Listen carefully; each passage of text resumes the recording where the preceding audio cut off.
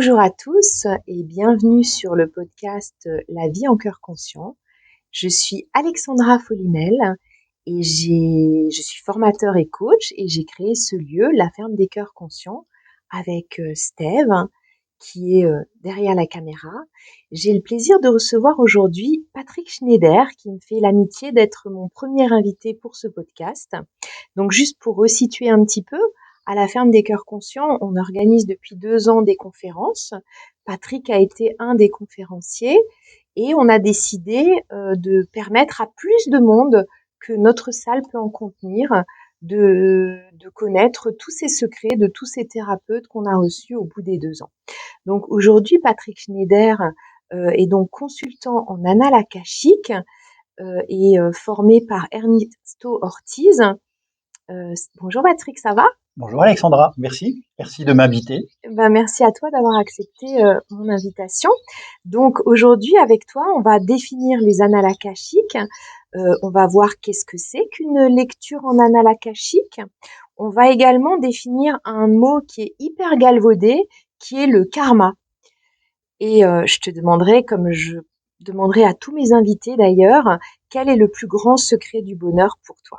Est-ce que ça te va? Très bien. Super. Alors, est-ce que tu peux me dire comment tu es devenu consultant en annales akashiques?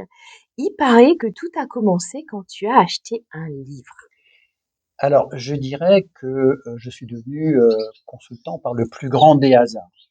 Ce hasard avec un grand H que Einstein disait, ce mot qu'emprunte le divin pour voyager incognito.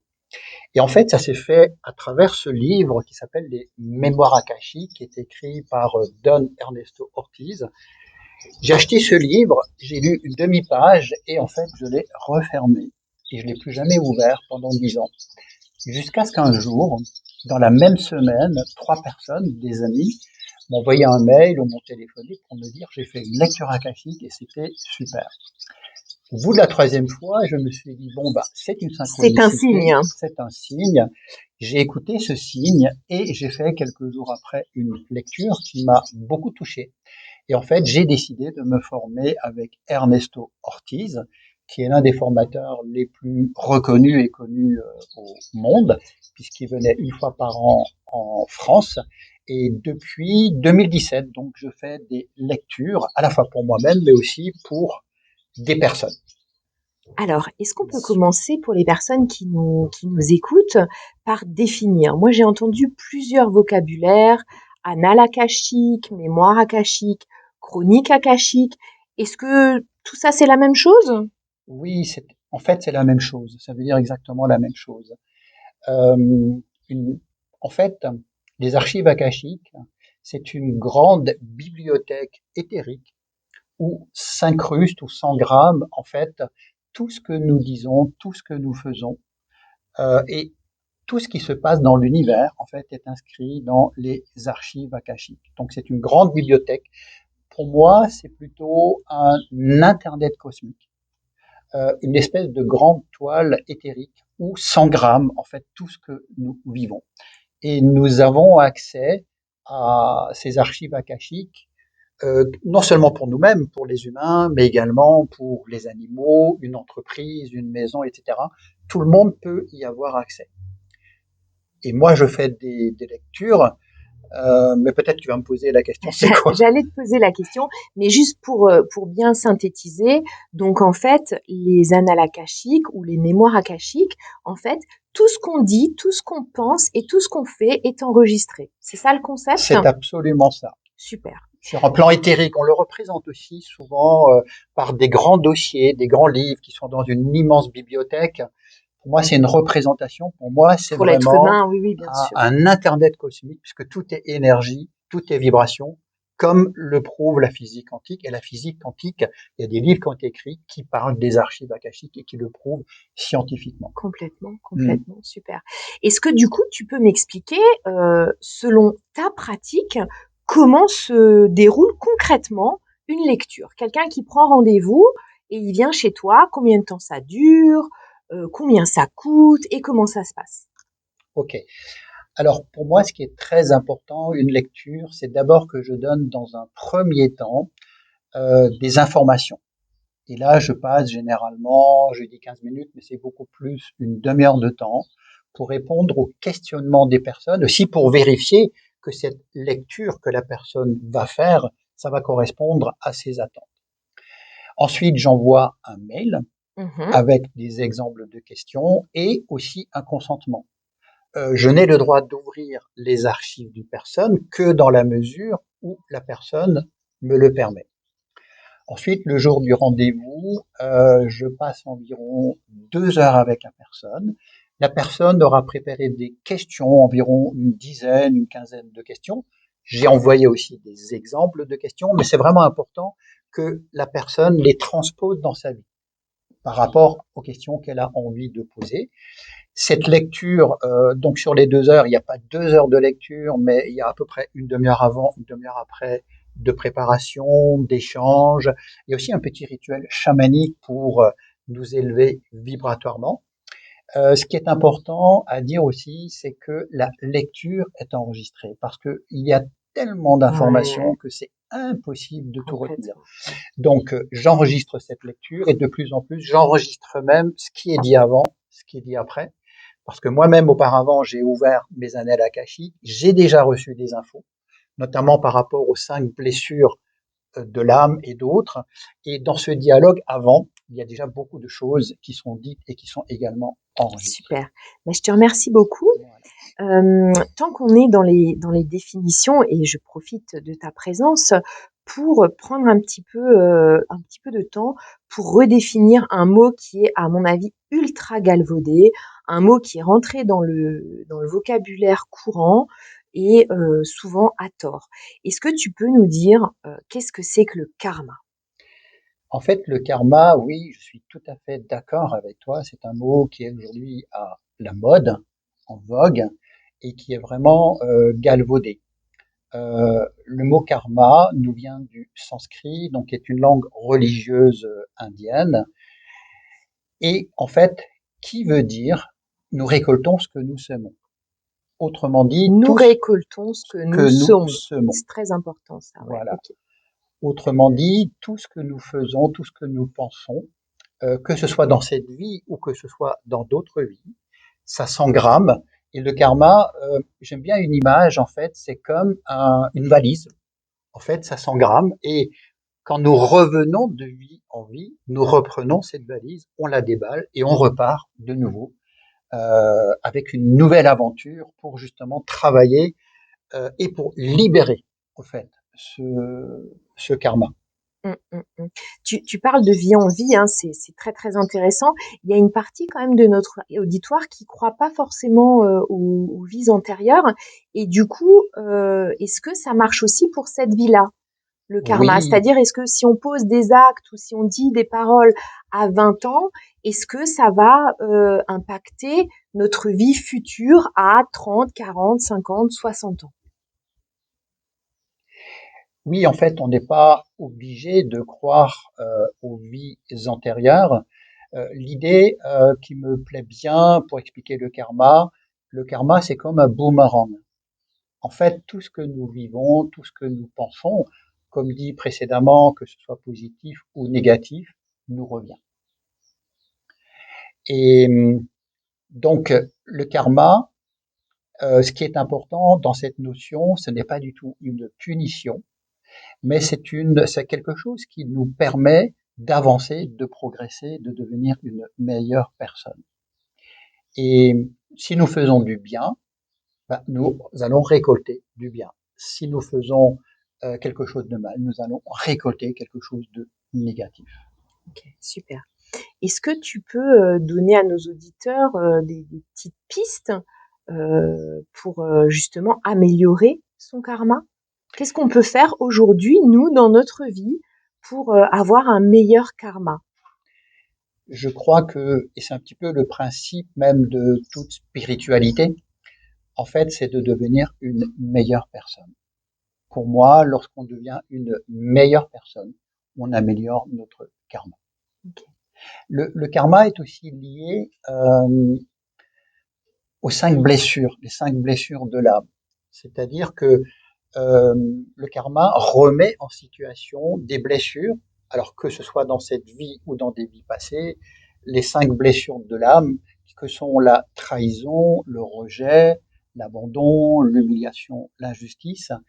Et par rapport au karma, nous allons rejouer infiniment ces blessures qui vont être réactivées. Et Qui vont le se but, c'est réouvrir. qu'ils vont se réouvrir. Comme d'ailleurs, on en parlera peut-être tout à l'heure, comme dans le transgénérationnel, comme dans les blessures de l'enfant intérieur, qui représentent en fait le karma, le transgénérationnel et les blessures de l'enfant intérieur sont à l'origine de 80%, voire plus, de nos blessures, et qui se réactivent et qui des fois se combinent les uns avec les autres. Mm. Le karma peut se combiner avec du transgénérationnel pour blesser l'enfant intérieur. Super, merci beaucoup. Je pense que le karma est plus clair pour beaucoup des personnes qui nous regardent. J'ai une question subsidiaire à te poser, une question que je poserai d'ailleurs à tous mes invités, puisque le but de ce podcast, c'est d'aider les gens à cheminer. Patrick, tu as quand même déjà un certain âge, donc tu es consultant en lecture akashique depuis 7 ans, mais ton parcours de vie, ton parcours de développement, il est bien antérieur à ça et tu as fait beaucoup, beaucoup de choses avant, je le sais bien. Est-ce que tu pourrais nous dire, selon toi, quel est le plus grand secret de la vie que tu as découvert? Si tu as une chose à transmettre pour aider une personne ou pour aider plein de personnes à être plus heureux, qu'est-ce que tu leur conseillerais? Oui. Alors pour moi, le plus grand des secrets et que j'ai envie de transmettre, c'est en fait l'importance de la pratique. On peut avoir lu tous les livres spirituels du monde, ça ne reste en fait que dans une zone un peu intellectuelle ou mentale chez nous. Et l'important, c'est de faire descendre ces connaissances dans notre cœur. Et moi, ce qui m'a beaucoup aidé et ce qui aide beaucoup, et je vais dire quelques mots sur la méditation du cœur, moi j'ai commencé à méditer il y a plus de 30 ans. J'ai cheminé à travers beaucoup de méditations.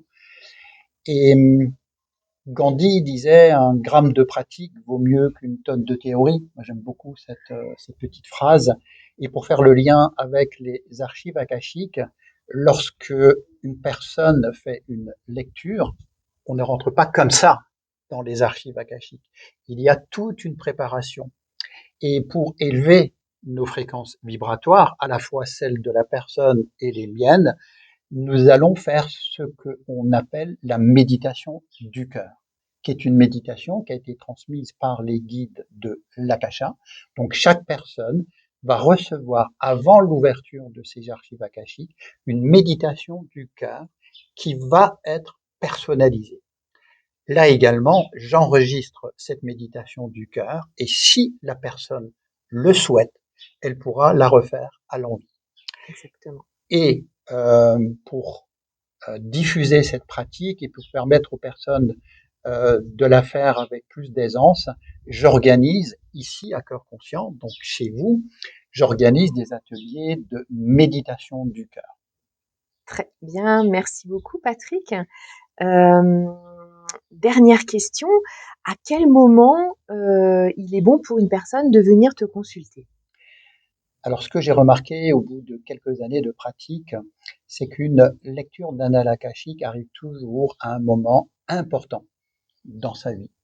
Généralement, lorsqu'on est à une croisée de chemin, ça peut être même, on se pose des questions même sur le plan professionnel, sur une orientation professionnelle, où on peut avoir des relations difficiles avec un conjoint, avec un enfant, etc. Ou alors on peut avoir un blocage, un traumatisme. En fait, l'idée, c'est de permettre et ça demande à la personne peut-être d'avoir l'envie d'aller mieux, de progresser.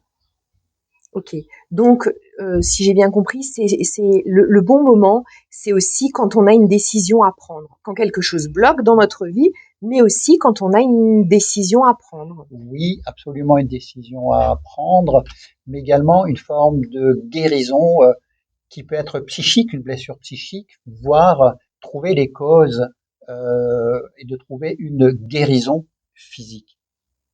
J'aime beaucoup la phrase de Platon qui disait si vous voulez guérir le corps, commencer par guérir l'âme. Mhm. Et souvent, j'ai pu remarquer, alors bien évidemment, je précise, je ne suis pas médecin, je ne fais pas de diagnostic médical, bien évidemment, mais j'ai remarqué à de nombreuses reprises que des personnes, je pense à une personne par exemple qui avait vraiment de l'urticaire et ça l'embêtait vraiment dans sa vie, elle a commencé ce travail et en fait aujourd'hui, elle n'a quasiment plus d'urticaire et ainsi de suite. En fait, si je voulais résumer, je dirais que faire une lecture d'annales akashiques, c'est vraiment l'idée d'aller mieux, mais aussi euh, de d'ouvrir son cœur, de passer par la porte du cœur pour entrer en contact et en communication avec son guide intérieur, Ouais, son maître intérieur, son soi, comme le disent certains, mais aussi ses guides. Ça, pour moi, c'est vraiment la clé. S'il y a peut-être une chose qui est vraiment importante pour moi, c'est ça. Ouvrir son cœur, communiquer avec son âme, son être divin, et en même temps avec ses guides. super, nickel. Merci beaucoup, Patrick, du temps que tu nous as accordé. Pour des personnes qui souhaiteraient, donc tu consultes à Bar, donc Patrick Schneider à Bar. On mettra tes coordonnées sous la vidéo. Si les personnes souhaitent entrer en contact ou Oui, tu es visible sur les réseaux? oui. Alors déjà, merci à toi d'organiser ces podcasts. Je sais qu'il y en aura d'autres, il y aura d'autres thérapeutes qui pourront s'exprimer et c'est très bien. Oui, je suis effectivement sur les réseaux sociaux, Facebook, Instagram. J'ai également un site où je donne beaucoup d'informations. Ce site s'appelle archiveakashique.com. Je crois que ce sera marqué sous le podcast. Et en fait, ce que j'ai envie de dire en forme de conclusion, c'est que j'étais ravi de partager ces informations et j'ai envie de souhaiter à tout le monde une bonne pratique. Super, merci beaucoup, Patrick. Merci à toi. Merci à tous. Si cette vidéo vous parle, n'hésitez pas à la partager. Et bien sûr, pour donner de la visibilité à notre travail, n'hésitez pas à commenter, liker. Merci beaucoup et à bientôt.